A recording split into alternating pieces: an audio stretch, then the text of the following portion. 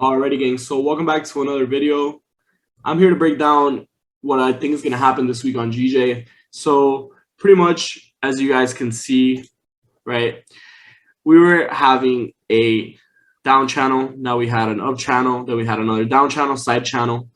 Guess what? Now we're breaking new highs, right? So as you guys can see right here, this is our previous lower high, right? Now, when this lower high was formed, then we made a new lower low, right?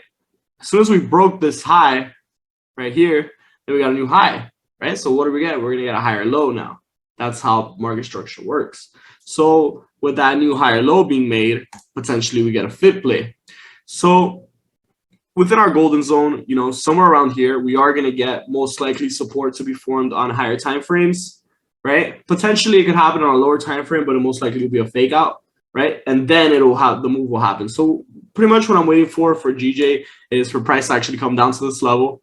Right, once it comes down to this level, I want support being formed at least on the 1 hour, 4 hour time frames. Right, if not on the daily. Right, with the daily confirmation of support, that's going to give me, you know, the boost that I need for price to come actually all the way back up and retest our previous highs at 157,400 area.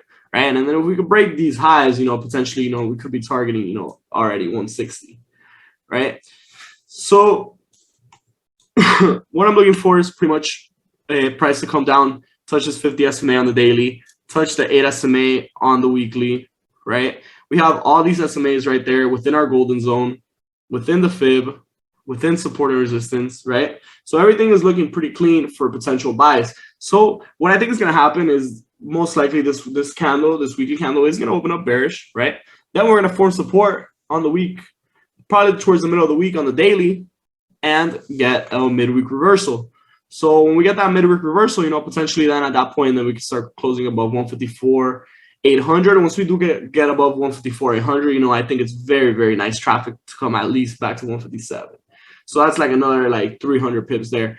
But where I really want to get in is right here, because this is going to be my swing position, right? So once I get into the swing position, you know, I will be holding this trade. This trade I will be holding for at least those 300-400 pips, right? Now, this is what I'm targeting, right? But if we do break out, right, that'll be even way better, right? So if we do break out and we don't form resistance up here, right, then potentially this 400 pip move can turn into a 1,000 pip move, right? Now, that's 1,000 pips is a lot, right? I've caught it live before. I've caught 1,000 pips live, but you know, that's pretty fat. So pretty much that's what I'm looking for on the this week to happen. I do want support to be formed on this level before I do take any buys, though. I do want to see this SMAs getting touched for sure. And we also have this monthly 8 SMA right here as well. So pretty much everything is in this 50, 60, 6180 golden zone, right? So as long as we can stay, you know, above this 8 SMA on the monthly and these SMAs on the weekly, then most likely we are going to keep pushing up.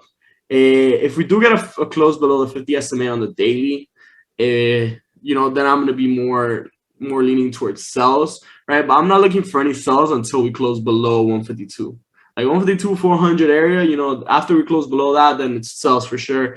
And, you know, that would be insane, because then we're just going to come back down here to 150.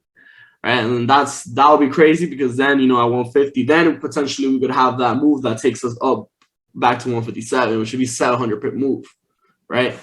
So that's pretty much what I'm looking for. You know, we did break new highs, we made new highs. So guess what? Now we got to make a higher low, right? So that's clean market structure right there. You know, trending market. So as long as we can get a higher low to be made, we form support in this golden zone, then we're gonna have 4 or 5 confluences in order to take buys. Right, that's what I'm looking for. You know, the more confluences I have for my trade on the higher time frames, the better my probabilities are. So the higher my risk is going to be as well.